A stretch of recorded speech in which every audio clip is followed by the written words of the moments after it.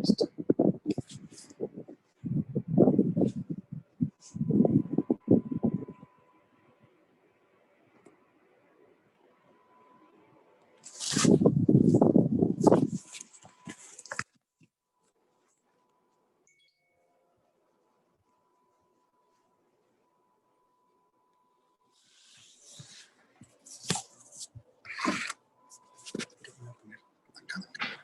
Hola, autor. Hola, ¿qué tal? ¿Cómo están? Bien, bien, bien. Todo en orden. Buenos días, doctor. Buenos días. Qué gusto, Ricardo. ¿Cómo estás? ¿Cómo te ha ido? ¿Cómo va todo por allá? Bien, todo bien. ¿Ustedes qué tal? Bien, igual. Ya regresando más a la normalidad. Sí, qué bueno, caray, ya hace falta.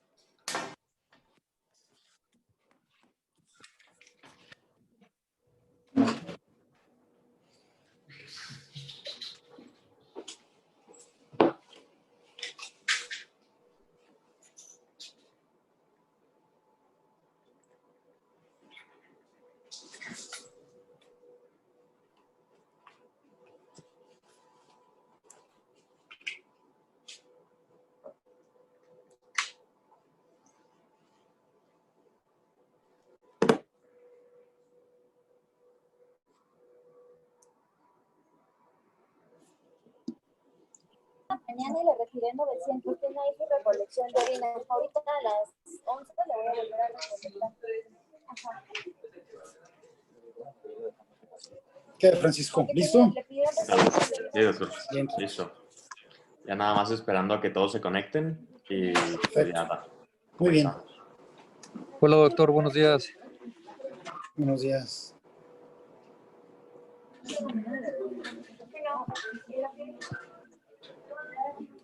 ¿Me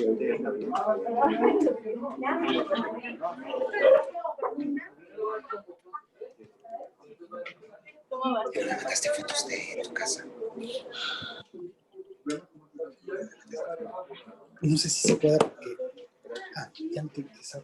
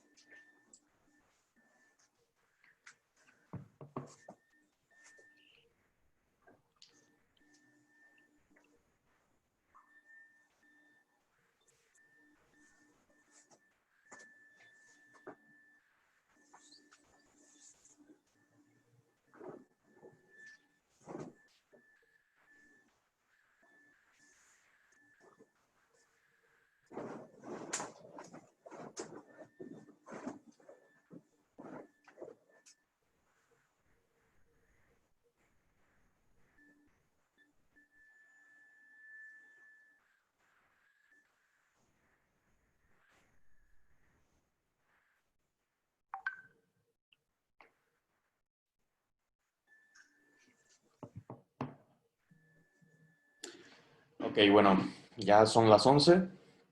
Daremos inicio a la clase. Y bueno, el día de hoy hablaremos sobre trauma musculoesquelético. Doy las gracias al doctor Armando Torres por la coordinación de la clase y de la presentación. Y bueno, comenzamos.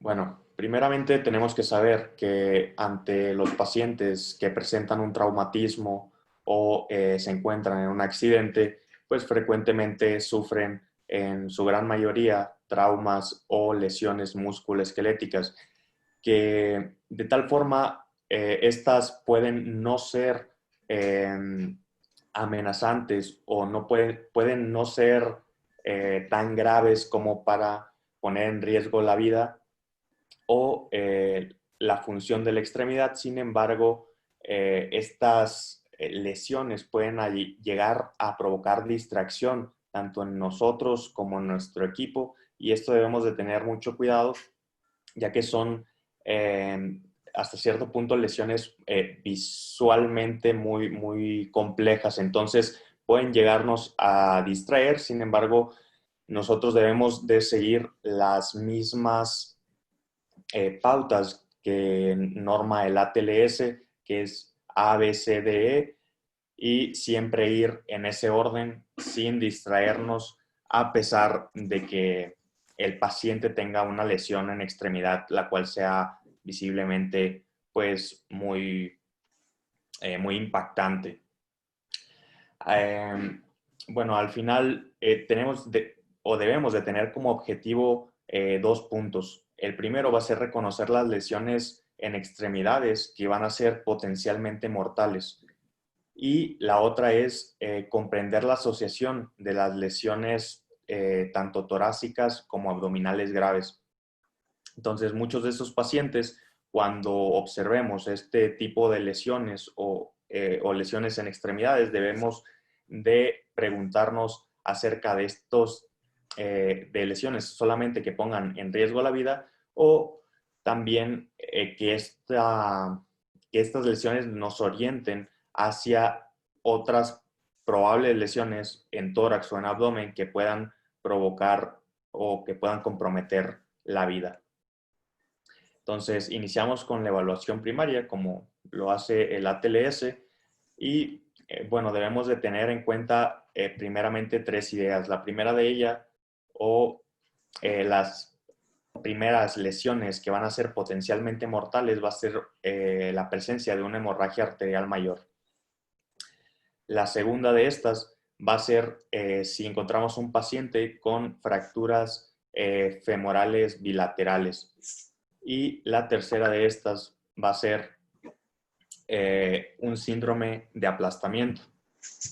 Entonces, nosotros al visualizar al paciente, si llegamos a reconocer lesiones profundas, muy probablemente estas lesiones, si son profundas en extremidades, lleguen a comprometer alguno de los vasos principales o arterias principales, lo cual va a provocar hemorragias desangrantes. Entonces debemos de tener cuidado con eso, y también ante una hemorragia visible, ejercer presión directa sobre el sitio desangrado.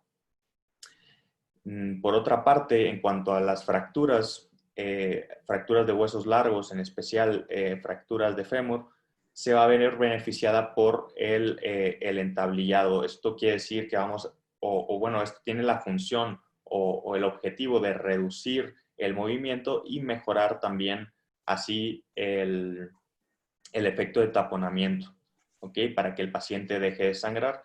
Y de igual forma, si esta tiene una fractura femoral, pero esta es abierta, se recomienda ejercer presión con un apósito estéril. Por otra parte, en el síndrome de aplastamiento, debemos de hacer una reanimación con líquidos bastante agresiva, y también posteriormente ayudarnos o apoyarnos con diuréticos. Esto lo vamos a ir viendo cada una de estos tipos de lesiones potencialmente mortales una a una con respecto a las diapositivas. Hablando de la hemorragia arterial mayor y también en amputaciones traumáticas, pues vamos a evaluar primeramente la extremidad en busca de lesiones o en busca de una hemorragia externa.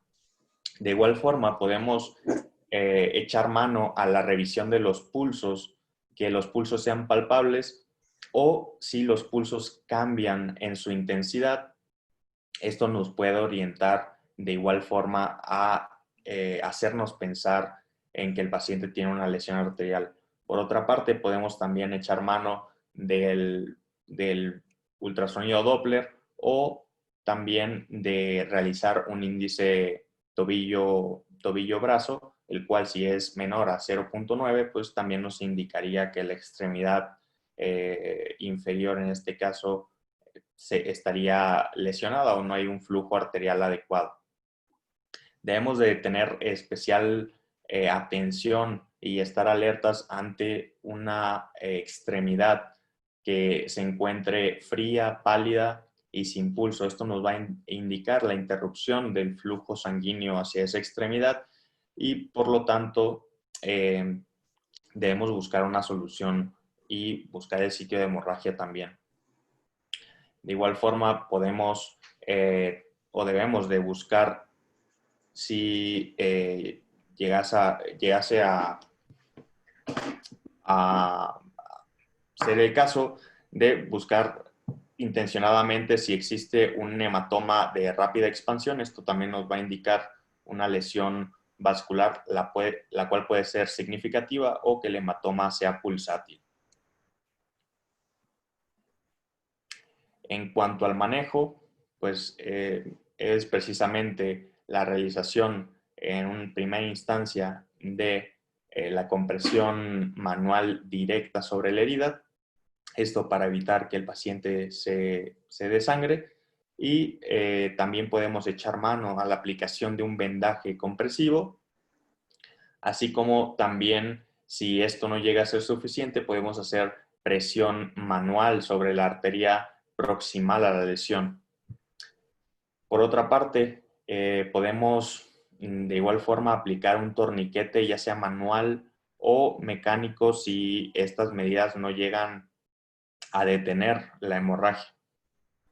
Si sospechamos de una lesión arterial, debemos de, pues lo más pronto posible, interconsultar a cirugía vascular para, bueno, que se encargue de la reparación propia de la arteria.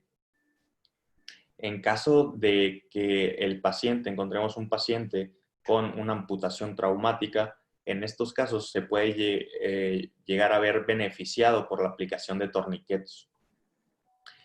Y bueno, ante la amputación, de igual forma, debemos de considerar la reimplantación de la extremidad, sobre todo si son extremidades superiores. Pero esto, como anteriormente o en un principio había mencionado, no debe de sobreponer la vida del paciente. Siempre debemos de elegir la vida del paciente antes que la extremidad. Si podemos salvar la extremidad, pues se hará, y si no, dar prioridad a la reanimación y a la secuencia de la TLS. Con respecto a las fracturas bilaterales de fémur, que es otra de las lesiones que pueden poner en riesgo la vida, este tipo de lesión puede también traer complicaciones mayores y finalmente puede llegar incluso a la muerte. Entonces debemos precisamente en este tipo de lesiones, cuando el paciente se encuentre con una fractura bilateral de fémur, sospechar lesiones asociadas. Normalmente van a ser, el fémur es un hueso muy fuerte, por lo cual si se fracturaron los dos, quiere decir que el mecanismo de lesión o el impacto fue con alta energía, por lo que debemos descartar otras lesiones. Como ya lo había mencionado, primero la vida antes que la función, entonces muy probablemente haya otras lesiones, tanto en tórax o en abdomen, que puedan provocar la muerte del paciente, aun cuando las fracturas de fémur estén presentes y sean visualmente muy escandalosas. Debemos de siempre sospechar lesiones asociadas. De igual forma, si este llega a ser el caso, también las fracturas de fémur pueden provocar laceración de arterias o venas principales, o provocar sangrados importantes. Si este es el caso, pues sí atenderemos de forma primaria o en el en el apartado C de la secuencia TLS este tipo de lesiones. Entonces, hay lesiones que pueden provocar mayor riesgo, y estas son la pérdida significativa de sangre, las lesiones graves asociadas, las complicaciones pulmonares, la insuficiencia orgánica múltiple y finalmente esto nos puede llevar a la muerte del paciente. Con respecto al síndrome de aplastamiento, que es la tercera lesión que puede poner en riesgo la vida del paciente, este también es conocido como rabdomiolisis traumática, que va a ser el resultado o se va a manifestar como un efecto clínico del músculo lesionado. Perdón. Entonces, los músculos que más frecuentemente generan este síndrome de aplastamiento van a ser los músculos o aplastamiento del muslo o de la pantorrilla. Finalmente, esto va a generar como resultado la liberación de mioglobina, que es causa directa de una lesión propiamente, una lesión directa, puede ser secundario a isquemia o muerte celular. En cuanto a la evaluación de este síndrome, vamos a encontrar varias características en el paciente. Vamos a encontrar o podemos encontrar una orina de coloración ámbar oscuro. Si hacemos una prueba de orina, muy probablemente resultará positivo para hemoglobina en orina. Y la rabdomiolisis, pues comúnmente se acompaña de acidosis metabólica, hipercalemia, hipocalcemia y también de coagulación intravascular diseminada. Con respecto al manejo de este síndrome, en primera instancia se va a realizar la infusión de líquidos, la cual debe ser de forma temprana y agresiva. Debemos de realizar alcalinización de la orina. Esto lo podemos hacer apoyándonos de bicarbonato y también forzar o hacer una diuresis osmótica. En cuanto a los anexos de la evaluación primaria, primeramente tenemos la inmovilización de las fracturas, lo cual va a tener como objetivo realizar, realinear la extremidad en una posición anatómica. Esto nos va a evitar el movimiento y al evitar el movimiento va a reducir tanto la cantidad de sangrado como el dolor. Un ejemplo de ello es la férula. Entonces, al ferulizar la extremidad lesionada, vamos a tener un control y menor pérdida de sangre, va a reducir el dolor del paciente y va a prevenir el compromiso neurovascular y también de lesión de tejidos blandos que podría provocar el hueso fracturado.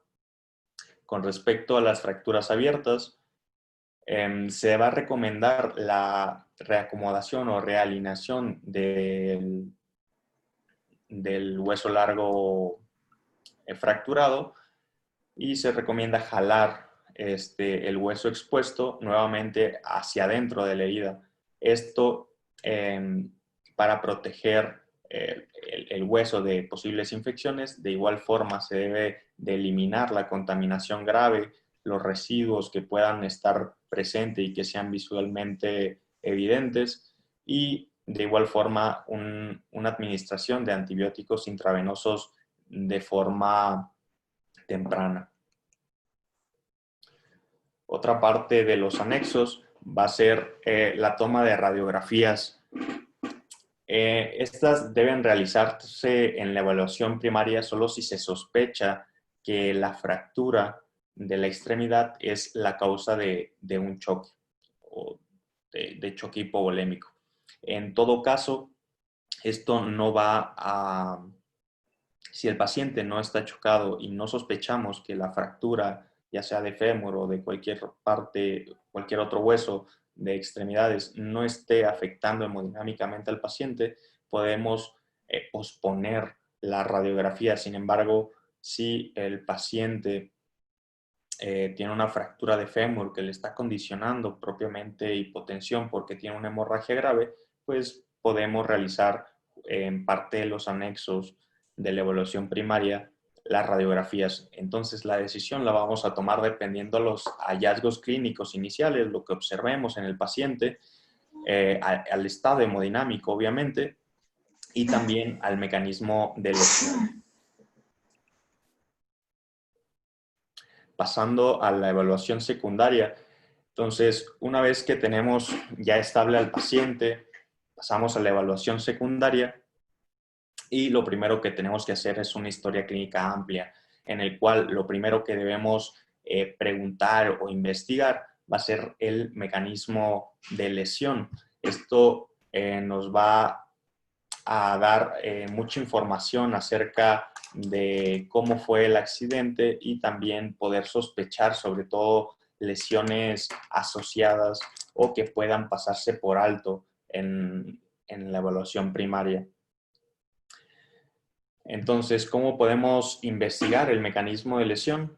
Bueno, pues debemos de preguntar o al paciente o al personal prehospitalario que atendió al paciente, donde, por ejemplo, si fue un choque o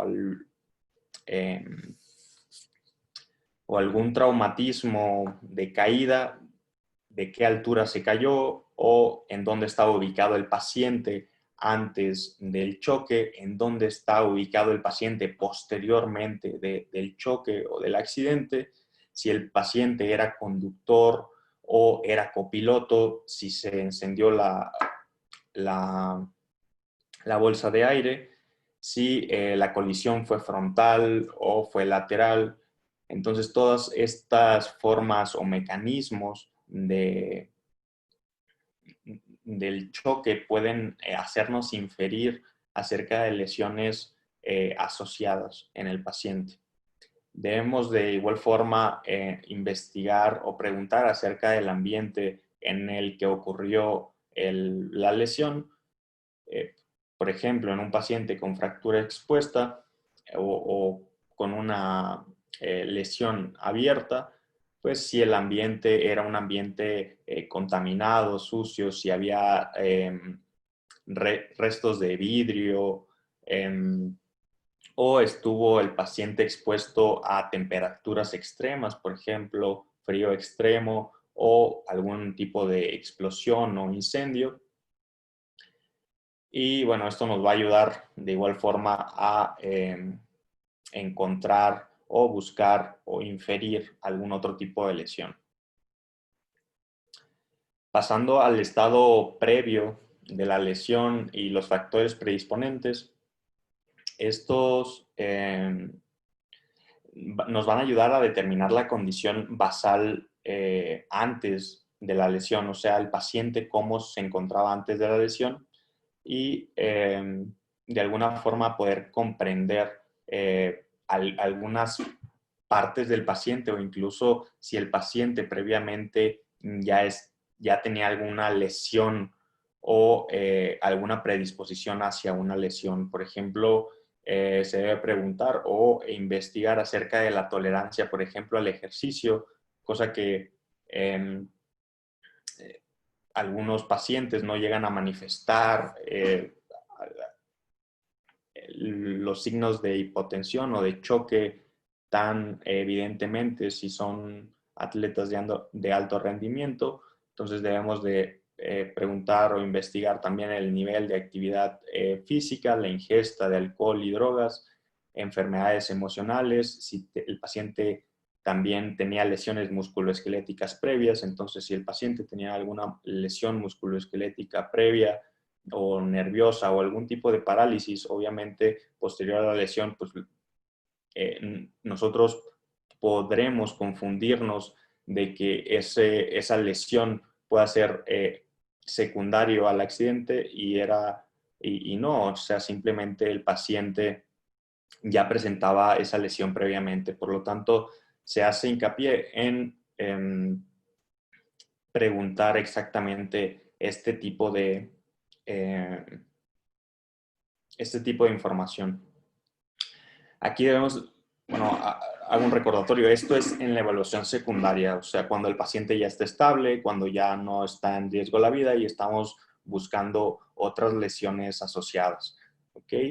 Entonces, hay otro apartado en el que debemos, en cuanto a las observaciones y cuidados prehospitalarios, debemos de igual forma, aquí se menciona reportar y documentar todo lo que veamos. Por ejemplo, en cuanto a la lesión, el momento de la lesión, la posición en la que se encontró el paciente, si el lugar, si en el lugar había sangre o la sangre acumulada en la escena. Esto nos puede dar o podemos inferir acerca de un aproximado si hubo pues mucha pérdida de sangre o si fue una lesión que pues está abierta pero no sangró mucho. Entonces debemos de observar y documentar todas estas cosas. De igual forma, la deformidad de la lesión, y pues hace hincapié solamente en esto, en que debemos reportar y documentar todo lo que veamos en o que vieron las personas que atendieron de forma primaria al paciente, para de igual forma todo esto, toda esta información nos haga pensar en lesiones que puedan tanto comprometer la vida posteriormente o en una etapa temprana, que puedan deteriorar el estado del paciente o que puedan ser lesiones que se puedan prolongar durante la vida. En cuanto al examen físico que debemos realizar, debe ser pues un examen físico minucioso. Debemos desnudar y quitar toda la ropa del paciente. Sin embargo, esto para hacer una exploración completa de todo el cuerpo del paciente, toda la superficie del paciente. Sin embargo, también debemos de prevenir la hipotermia, por lo que después debemos de cubrir con mantas calientes al paciente. El objetivo va a ser pues la evaluación de las extremidades, y debemos de tratar de identificar las lesiones que amenazan la vida, que ya las vimos anteriormente, tratar de identificar también las lesiones que amenazan la extremidad y de alguna forma realizar una visión sistemática para evitar perder o pasar por alto cualquier otra lesión musculoesquelética. En cuanto a la evaluación, pues debemos de echar un vistazo siempre a la piel, que esté íntegra. La piel es pues, prácticamente el órgano que cubre a toda la superficie corporal, y de igual forma evita la pérdida de líquidos, y también previene de la infección. Entonces debemos de tener especial cuidado y ver cuáles son las áreas lesionadas, si hay laceraciones, si hay pérdidas de piel considerables, y todo esto irlo tomando en cuenta para el tratamiento posterior. Debemos de evaluar también la función neuromuscular, el estado circulatorio de las extremidades y la integridad esquelética y ligamentaria de cada una de las extremidades. Entonces, debemos tratar de mirar, o sea, ver, observar las lesiones que pueden llegarse a presentar, y también tratar de preguntarnos acerca de ellas. O sea, por ejemplo, evaluar de forma visual tanto el color y la perfusión de las extremidades, las heridas, las deformidades, si el paciente presenta algún tipo de inflamación en alguna parte o hematomas. Debemos de hacer una inspección visual rápida y de alguna forma identificar las hemorragias importantes que podemos llegar a ver de un solo vistazo. Debemos también inspeccionar todo el cuerpo en busca de laceraciones o abrasiones, y observar si la función motora del paciente es espontánea en la extremidad, o tratar de identificar algún daño neurológico. Si el paciente pues, está inconsciente, va a ser más difícil explorar este tipo de funciones. En cuanto a la sensación, nos plantea el ATLS que debemos de palpar las extremidades. Esto en busca de áreas sensibles o hipersensibles, por así decirlo, con mayor dolor, los cuales nos puede llegar a inferir alguna fractura que presente el paciente que no es tan evidente de forma visual. De esta forma también podemos evaluar una pérdida de sensibilidad o del dolor al tacto. O sea, si el paciente, a pesar de que nosotros lo estamos tocando, haciendo una exploración física y no percibe dolor, pues puede hacernos pensar en una lesión de un nervio periférico o una lesión espinal. En cuanto a las áreas de sensibilidad o mucho dolor sobre músculos, puede hacernos pensar tanto en fracturas como en contusión muscular. Y si el dolor, la sensibilidad y la inflamación se asocian a deformidad, pues también puede hacernos pensar a una fractura. Si el paciente tiene movimientos anormales al caminar, al apoyarse, pues puede hacernos pensar en una lesión ligamentaria. Y bueno, debemos de también palpar las articulaciones de tal forma para tratar de identificar si existe pérdidas ligamentarias, inflamación o sensibilidad en los ligamentos, así como pérdida del líquido intraarticular. En cuanto a la evaluación de la circulación o evaluación circulatoria, pues debemos de palpar los pulsos periféricos y también evaluar el llenado capilar. Esto nos van a ser de gran ayuda para determinar si hay una lesión vascular y también es algo que podemos hacer de forma muy rápida. Si el paciente se presenta con hipotensión, pues va a ser más difícil palpar los pulsos periféricos, por lo que podemos echar mano a la utilización de un Doppler. Si existe una pérdida o una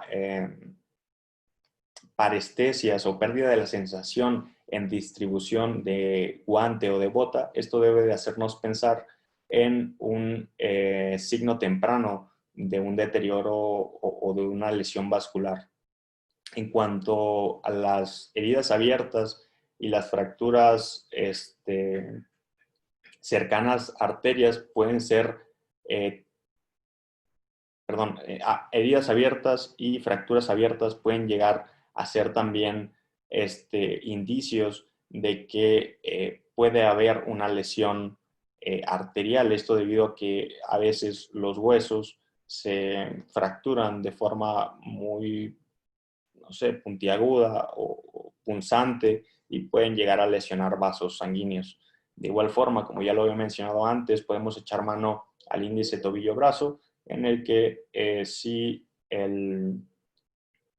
la relación es menor a 0.9, pues tendremos o lo interpretaremos como un flujo anormal, arterial anormal, y esto debe hacernos pensar en una lesión vascular periférica. De igual forma, los hematomas expansivos o pulsátiles, pues deben de hacernos pensar en lesiones vasculares.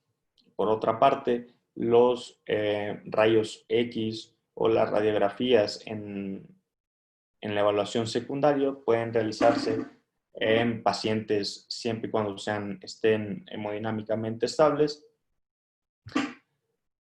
El derrame articular, la sensibilidad y la articulación anormal deben de hacernos pensar en lesiones ligamentarias y podemos de alguna forma realizar radiografías para descartar algún otro tipo de lesión, sobre todo ósea. Y se menciona que la única razón para no realizar una radiografía antes de reducir una luxación es que la fractura o luxación esté realizando un compromiso vascular, o sea, que la arteria esté siendo presionada por la fractura o por la luxación. En estos casos no debemos esperar a realizar una radiografía y debemos reducir la articulación o la fractura de forma rápida, sin esperarnos a tener un examen evidente como es la radiografía.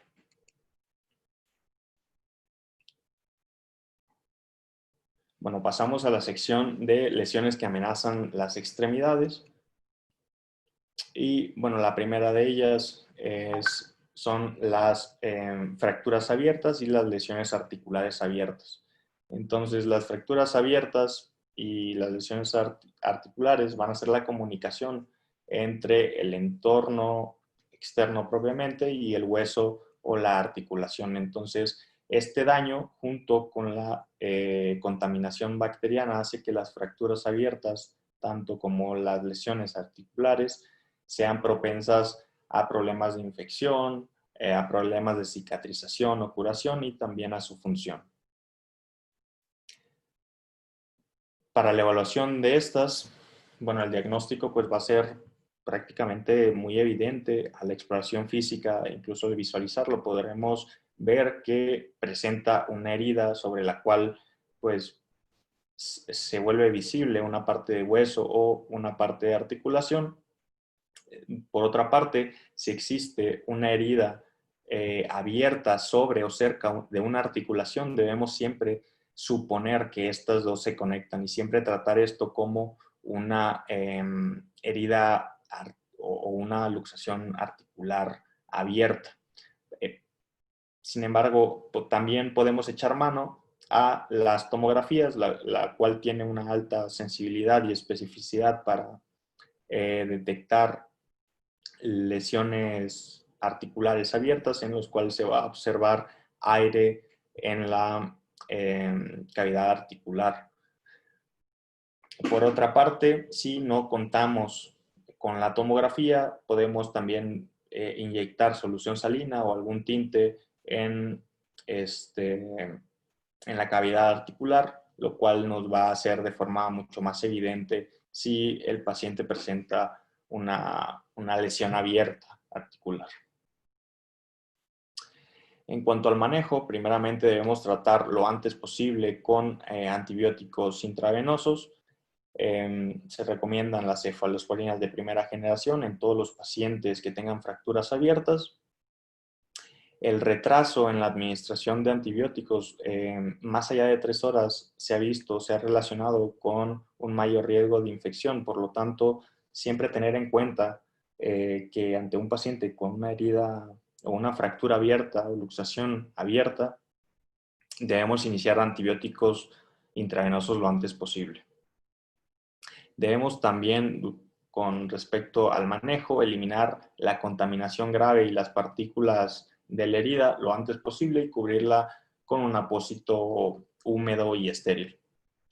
Debemos de también aplicar algún tipo de inmovilización después de que ya hemos cubierto la herida y limpiado la herida y determinar si existe alguna lesión de tejidos blandos, ya sea piel, músculo o también lesiones neurológicas o vasculares. De igual forma, debemos de tener en cuenta siempre la profilaxis antitetánica en todos estos pacientes. Las lesiones vasculares son otro tipo de lesiones que van a comprometer la extremidad. En cuanto a estas, en muchas ocasiones, sobre todo ahora en el momento en el que estamos haciendo la evaluación secundaria, la extremidad puede parecer de forma inicial con una apariencia normal. Sin embargo, esto puede ser debido a la circulación colateral que tiene esta. Por lo tanto, existe o pueden existir lesiones de alguna forma ocultas. También se debe tomar en cuenta las lesiones vasculares no oclusivas, como una ruptura de la íntima, lo cual puede causar una extremidad más fría y un llenado capilar prolongado en la parte distal de las extremidades, o pulsos periféricos disminuidos, o un índice tobillo-brazo anormal, lo cual debe todos estos hallazgos hacernos sospechar de esta lesión. En caso de que exista una interrupción completa del flujo sanguíneo, pues la extremidad obviamente se va a poner fría, pálida y no vamos a encontrar pulso. Por lo tanto, en estos casos debemos de revascularizar de forma quirúrgica lo antes posible para tratar de restaurar el flujo y poder salvar la extremidad. En estos casos, bien podemos, si no lo podemos hacer nosotros, llamar o interconsultar a cirugía vascular. Debemos de tomar en cuenta también que la necrosis muscular se inicia posterior a las 6 horas de que el flujo arterial se interrumpió, por lo que posteriormente a esto comenzará la necrosis muscular. Se menciona que si hay una deformidad de la fractura, debemos tratar de corregir estirando la extremidad, como ya lo había comentado en diapositivas pasadas, tratar de reacomodar la fractura. Esto para tratar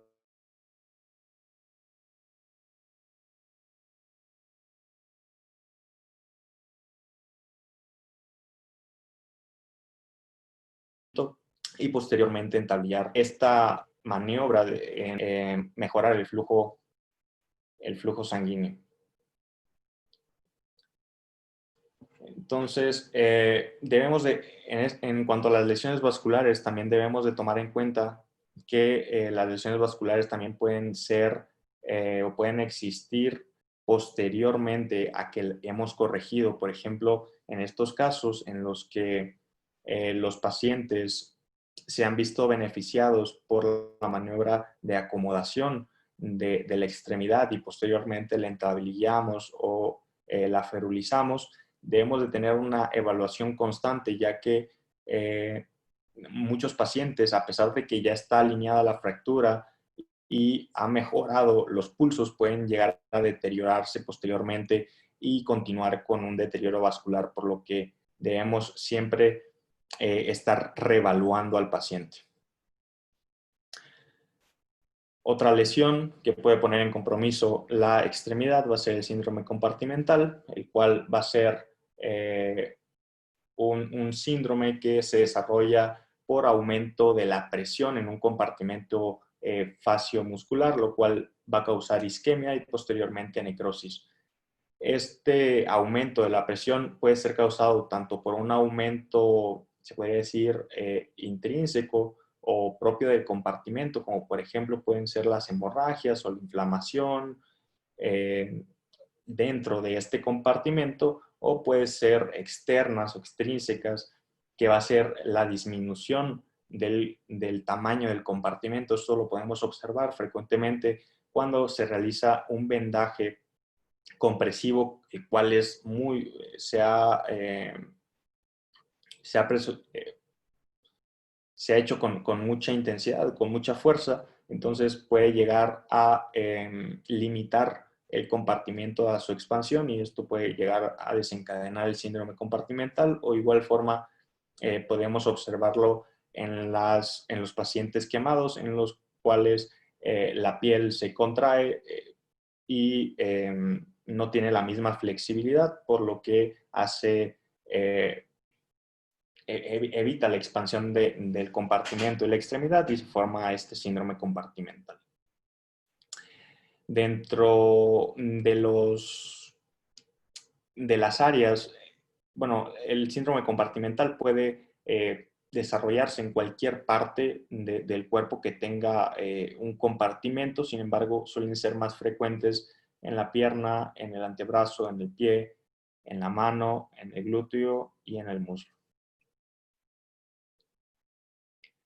En cuanto a la evaluación, bueno, cualquier lesión de extremidad debemos saber que puede causar un síndrome compartimental. Sin embargo, hay ciertas lesiones que tienen mayor riesgo de desarrollar este síndrome compartimental, como pueden ser las fracturas de tibia y de antebrazo, las lesiones que son inmovilizadas por ya sea vendajes apretados, muy apretados, o yesos también que están muy apretados, lesiones severas por aplastamiento, una presión externa prolongada y localizada en una extremidad, el aumento en la permeabilidad capilar secundaria, la reperfusión de un músculo isquémico, lo cual nos va a provocar mucho edema y por lo tanto síndrome compartimental, y como ya les había mencionado, también lo podemos observar en los pacientes quemados.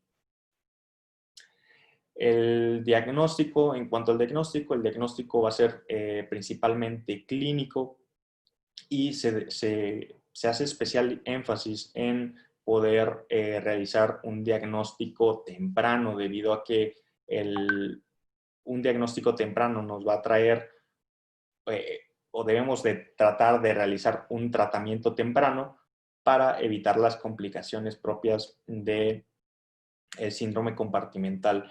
En la tabla que pueden ver a la derecha se exponen algunos de los signos y síntomas que se pueden observar en el síndrome compartimental, como un dolor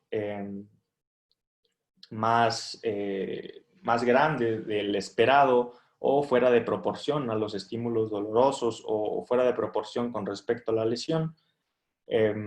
Un dolor a la extensión pasiva del músculo afectado, una inflamación que se encuentre tensa en el compartimento afectado, o la presencia de parestesias o alteraciones en la sensación o en la sensibilidad de forma distal a la extremidad afectada o el compartimento afectado. Esto nos pueden hacer inferir o de alguna forma sugerir que el paciente está presentando o presenta un síndrome compartimental, lo cual debemos siempre de tener en cuenta, por lo ya mencionado, que puede causar repercusiones en la extremidad de forma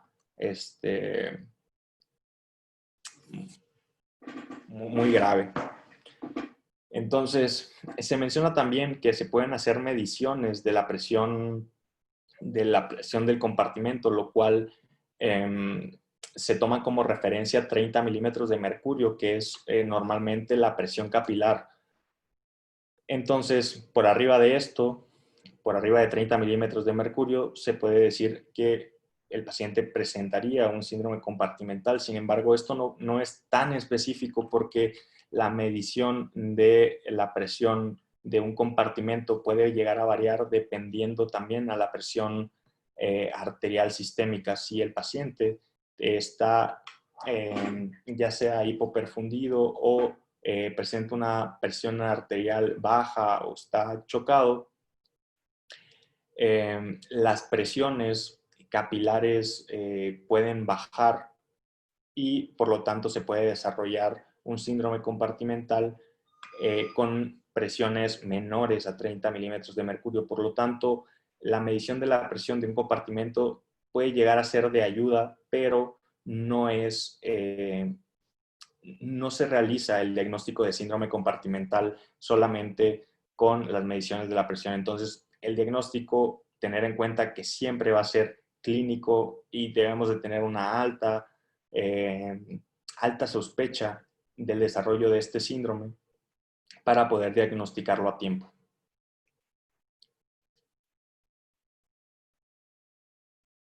Entonces, en cuanto al manejo, debemos en primera instancia retirar los apósitos, yesos y férulas que puedan estar provocando un síndrome compartimental, y posteriormente saber que el único tratamiento para el síndrome compartimental va a ser la fasciotomía. Entonces, realizar la fasciotomía va a ser el tratamiento, el único tratamiento y el tratamiento de elección para combatir este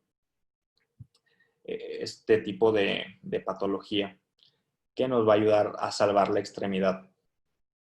En caso de que exista un retraso en el diagnóstico o tratamiento del síndrome compartimental, el músculo posteriormente va a ir con tendencia hacia la necrosis, la liberación de mioglobina, que posteriormente se verá o se manifestará como mioglobinuria, y esto puede llevar o conllevar a que el paciente caiga en una falla renal. En cuanto a otras lesiones que pueden comprometer la extremidad, bueno, son las lesiones neurológicas secundarias a fracturas o dislocaciones en los cuales estas podemos evaluarlas de forma muy evidente al observar deformidad de la extremidad. Debemos de realizar una evaluación general y una exploración neurológica amplia y sobre todo guiada hacia los nervios más importantes o más localizables, tanto de sensibilidad como motor, y pues esto frecuentemente o debemos de hacerlo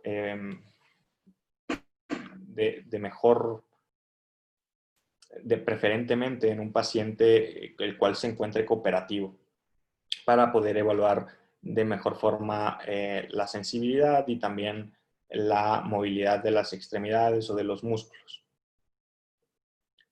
Debemos de tomar en cuenta también que ante los hallazgos de déficit, tanto de sensibilidad o algún déficit motor, debemos documentarlos y para de alguna forma poder saber si estos signos que encontramos acerca de algún déficit neurológico tienen alguna tendencia a la progresión. Si esto es así, debemos de inferir que se está o que hay una compresión continua de estos nervios, y esto nos va a dar la pauta para realizar un tratamiento de forma oportuna. Entonces, en la tabla de la derecha es una tabla del ATLS propiamente, que muestra los nervios principales que pueden ser lesionados y que debemos de explorar tanto en la función motora como en la función sensitiva, y también las lesiones que pueden estar asociadas o que en las que podemos encontrar lesiones de estos nervios. Okay, se las dejaré posteriormente para que las vean. Igual las pueden ver en el ATLS. Y bueno, no nos detendremos aquí. En cuanto al manejo de estas lesiones, se van a basar principalmente en estos dos principios, que va a ser reducir ya sea la fractura o reducir la articulación que está propiamente lesionando, causando algún tipo de déficit, tanto de sensibilidad o motor, y posteriormente a esto entablillarlo o fijarlo o inmovilizarlo. Finalmente, como puntos más importantes, debemos de tener en cuenta que siempre debemos seguir la secuencia ABCDE del ATLS y no distraernos por lesiones que puedan ser aparentemente escandalosas, aparatosas. Otro punto a tomar en cuenta es que siempre debemos de preservar la vida antes que la extremidad.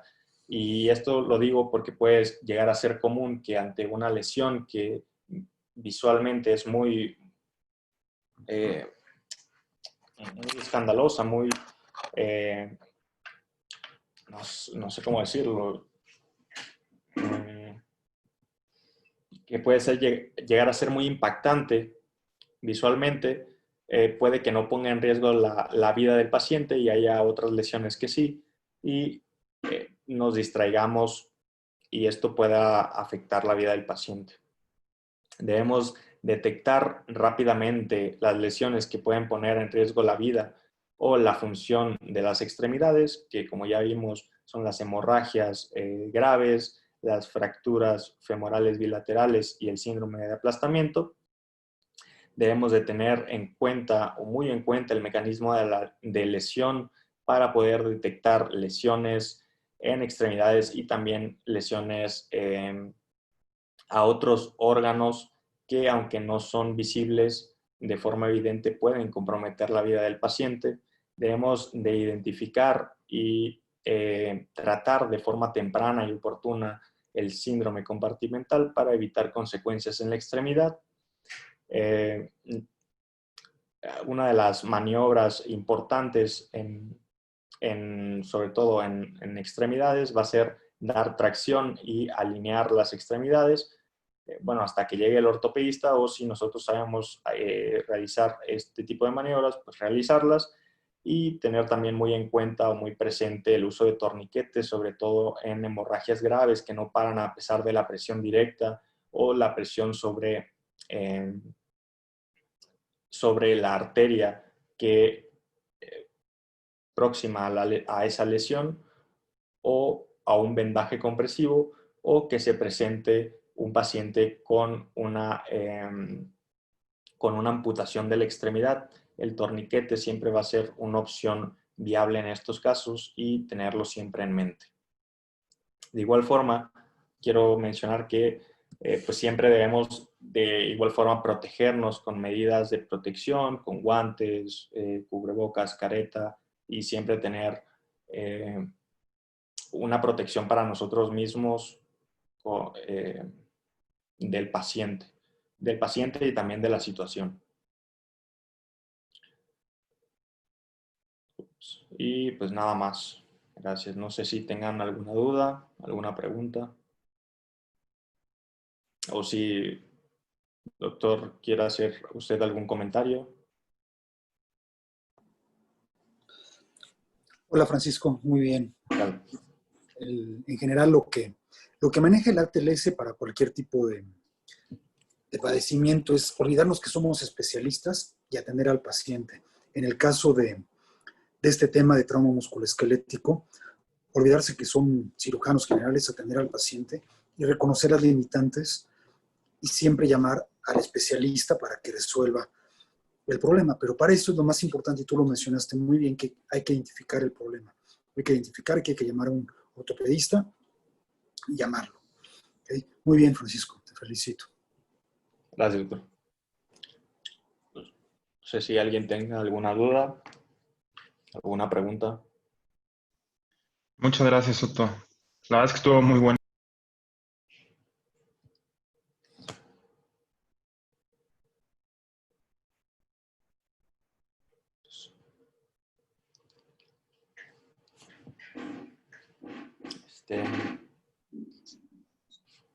¿Alguien tiene alguna pregunta?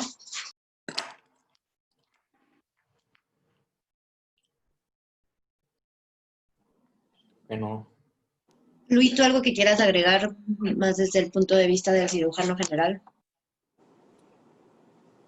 Hola, Clau. Pues no, en realidad creo que la clase y la revisión que hizo Soto está bien enfocada. Solamente recordar que esta es una de las causas, no, como bien lo repito varias veces, no de alta mortalidad en el momento, en la golden hour, pero sí de discapacidad a largo plazo, que a veces puede condicionar al paciente. El paciente está vivo, pero a lo mejor dejó de mover una extremidad o lo amputaste porque no identificaste ese tipo de cosas, e impactan directamente en la calidad de vida, ¿no?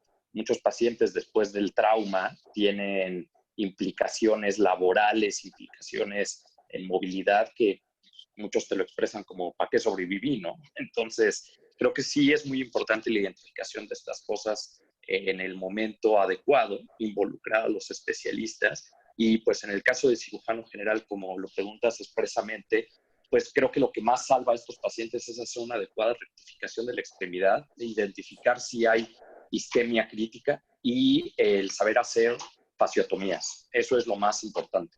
Recuerden que las fasciotomías en este caso no es lo mismo que, y seguramente lo van a ver después, que las escarotomías de los pacientes quemados. Y mucha gente cree que una fasciotomía es el equivalente a una escarotomía y no es así. Entonces aprendan las líneas de tensión de las extremidades para saber cuándo y dónde deben de hacer estos cortes. Y no son cortes de piel, son cortes de fascia, que eso es lo más importante. Y pues solamente, Clau. Muchas gracias. ¿Alguien más que tenga alguna pregunta?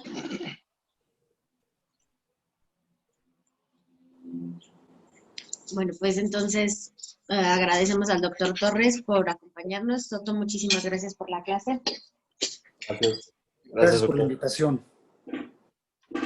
Pues damos por terminada la clase si están de acuerdo. A menos que alguien más quiera agregar algo. No, muchas gracias. Muchas Buenas gracias. Gracias, chicos. Hasta luego. Hasta luego.